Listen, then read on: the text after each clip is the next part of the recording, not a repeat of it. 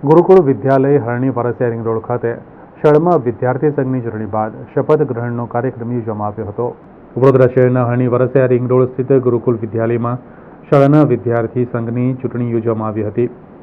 વિજેતા થયેલ વિવિધ વિભાગના પ્રતિનિધિઓ, વર્ગ મોનિટર, સ્વચ્છતા મંત્રી, પ્રાર્થના મંત્રી, જનરલ સેક્રેટરી, જીએસ વગેરે પ્રતિનિધિઓ જુદા જુદા પદોને લઈને શપથ ગ્રહણ કર્યા હતા, જેનો મુખ્ય હેતુ વિદ્યાર્થીઓને ભારતીય લોકશાહી પ્રણાલી પ્રત્યે લોકાભિમુખ કરવાનો હતો, જે ભવિષ્યમાં વિદ્યાર્થીઓને ભારતીય લોકશાહી ઢબે યોજાતી ચૂંટણી પ્રક્રિયા સમજવામાં મદદરૂપ થાય તેવા પ્રયત્નો શાળા દ્વારા કરવામાં આવ્યા હતા।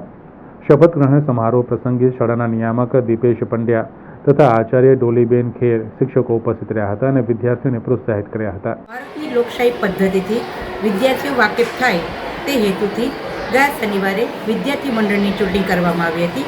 વિદ્યાર્થી મંડળની ચૂંટણીમાં મોનિટર, સ્વચ્છતા મંત્રી તથા પ્રાર્થના મંત્રી તરીકે ચૂંટેલા વિદ્યાર્થીઓનો આજરોજ શપથ સમારંભ કાર્યક્રમનું આયોજન કરવામાં આવ્યું હતું।